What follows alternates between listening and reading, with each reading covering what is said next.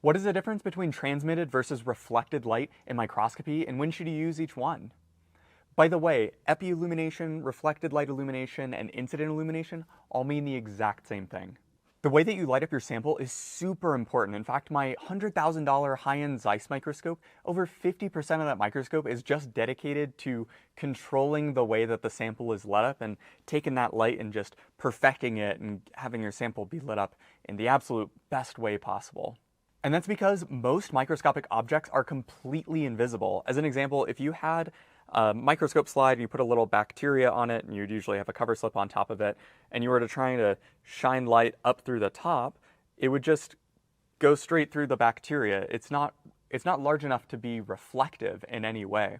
And so what you end up having to do is, in that case, you'd have to use transmitted light, where the light comes up from below, and it does still go through the sample, but it gets bent ever so slightly. And so when you're looking at bacteria under a microscope, at least for, basic bright field microscopy, you're actually just seeing the slight bend in the light that the bacterial cell walls are creating in it.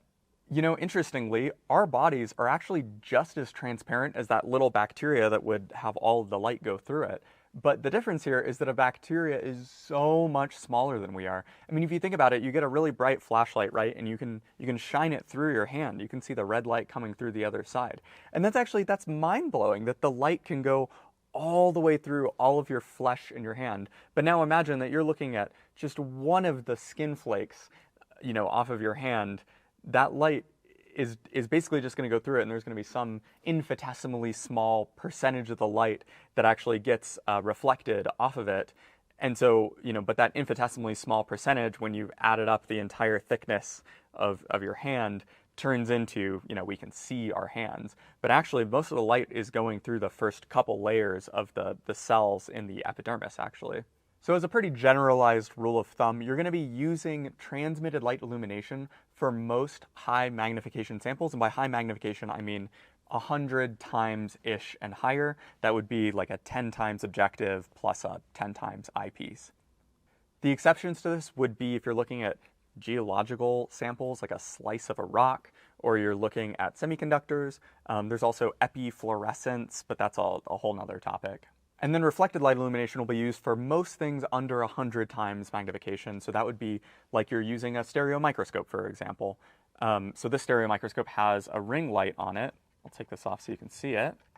It's just a ring of LEDs that point the light right on the sample, and that's totally fine. Even for most low magnification stereo microscope applications, you can actually just get away with the ambient light in the room reflecting off of the sample.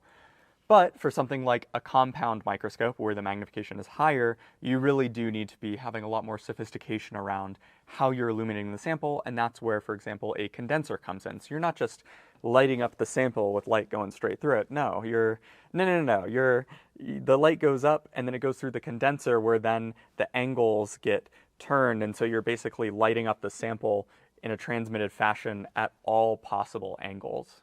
Another way that you can tell whether or not your sample is going to be used best in transmitted versus reflected light is, number one, can you just see it with your own eyes? Like, if you want to look at my fingerprint under a microscope, you would just use reflected light illumination, right? I mean, light's not really going to go through my finger anyway. And then secondarily, if you're looking at something like on a microscope slide and you can't really see it with just light reflecting off of it, then you're going to want to do a transmitted light sample. It's kind of surprising to me that most consumer compound microscopes don't include both transmitted and reflected light capabilities. So this is our Horizons microscope, and we do include a reflected light illuminator on here. It's just a gooseneck light. And if you want to transform your compound microscope, if you happen to have one already, and it doesn't already have a reflected light illuminator in it, you can just get like a desk lamp or some other lamp, like a flashlight or something. It's just that you really need a lot of intensity of light that's going to reflect off of your sample, because like the total amount of light that the objective collects is actually really little, so you have to really bombard and blast your sample there. I mean, even this, much less expensive microscope, this came with a reflected light LED and a transmitted light LED. I really don't know why it's not included in more. Hopefully that is a trend that starts happening. If you'd like more helpful microscopy information, you can check out our channel and the other videos. If you're looking to buy a microscope, consider us, microsafari.org. Otherwise, thank you for watching, and see you next time.